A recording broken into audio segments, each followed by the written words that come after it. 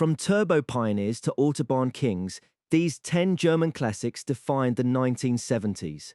In this episode, we explore 10 classics from 1970s German classic cars. Each car tells a different story: design, engineering, culture, and the small details that make old-timers feel alive. The original 911 Turbo turned forced induction into a supercar signature. Built during 1975-1989, the Porsche 911 Turbo 93 represents the engineering priorities and driving culture of its time. Debuted in 1975 as Porsche's first production turbocharged 911, early 93s used a 3.0-litre flat six and a 4-speed manual. The 1978 update brought 3.3 litres, an intercooler, and the larger rear spoiler. Wide rear arches and whale-tail styling made it instantly recognizable. Heavy turbo lag and rear engine balance gave it a fearsome reputation. It established the 911 Turbo as Porsche's long-running halo model. Today, it stands out as a collectible oldtimer because it combines period character, mechanical personality, and a story enthusiasts still care about. BMW's mid-engined M1 was a road-going racer born from a troubled partnership. Built during 1978-1981, the BMW M1 represents the engineering priorities and driving culture of its time. BMW M's first road car and only mid-engine production model used a 3.5-litre M88 straight six mounted behind the cabin. Giorgetto Giuliaro styled the wedge-shaped body. The project began with Lamborghini before BMW reorganized production. Built to homologate Group 4 and Group 5 competition cars. The Pro Car series made it a star on Formula One weekends. Just 453 were built in total.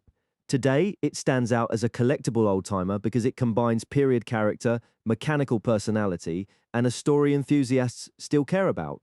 Mercedes proved a limousine could run like an express train with the 6.9. Built during 1975 to 1980, the Mercedes-Benz 450cell 6.9 W116 represents the engineering priorities and driving culture of its time. Flagship performance version of the W116 S-Class, powered by a hand-built 6.8-litre M100 V8, dry sump lubrication helped lower the engine and support sustained high-speed running. High-drop pneumatic self-leveling suspension blended comfort with control. It was one of the fastest four-door sedans of the 1970s. Later examples could be equipped with Bosch ABS, advanced tech for the era.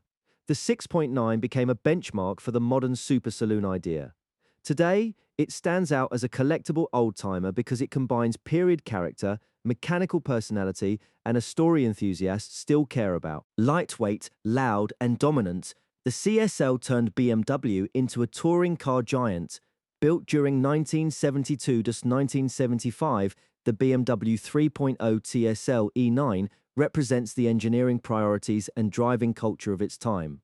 CSL stood for Coupe Sport Leichtbau. Early cars used aluminum panels and thinner steel to cut weight. Built as a homologation special for touring car racing, its M30 straight six grew from 3.0 to 3.2 litres during production. The dramatic Batmobile Aero kit was developed for high-speed stability. 3.0 CSLs dominated the European Touring Car Championship in the 1970s. It laid key groundwork for BMW Motorsport's performance image. Today, it stands out as a collectible oldtimer because it combines period character, mechanical personality, and a story enthusiasts still care about. The 928 brought V8 power and futuristic GT thinking to Porsche's lineup. Built during 1977 to 1995, the Porsche 928 represents the engineering priorities and driving culture of its time. Launched in 1977 as a front-engined V8 Grand Tourer, Porsche originally saw it as a possible long-term alternative to the 911. A rear transaxle helped give the car near-ideal weight distribution. The Weissach rear axle improved stability during abrupt liftoff. It won the 1978 European Car of the Year award. Pop-up headlights and a smooth polyurethane nose gave it a very modern look. It became Porsche's longest-running front-engine V8 line.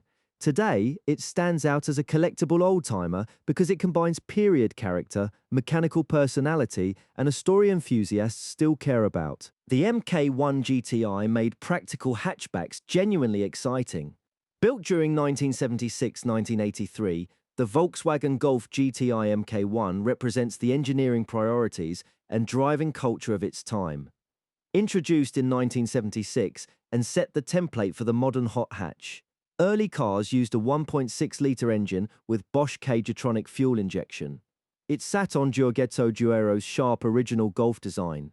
Low weight made its modest power feel lively in real driving. Signature details included the red grille stripe, tartan cloth, and golf ball shifter.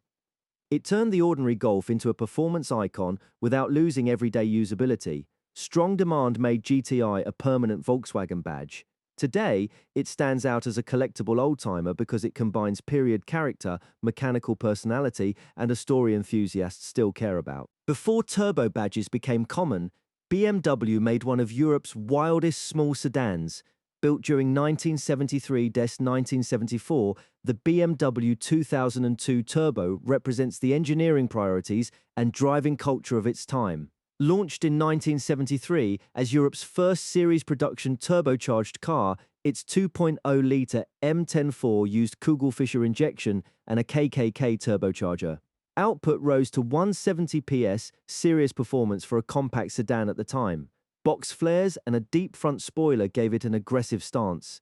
The mirrored 2002 turbo front script was meant to be read in traffic ahead. The oil crisis and insurance concerns hurt sales almost immediately. Fewer than 1,700 were built, making it one of the rarest twos. Today, it stands out as a collectible oldtimer because it combines period character, mechanical personality, and a story enthusiasts still care about. The pillarless 280 CE turned Mercedes' durability into a graceful long-distance coupe.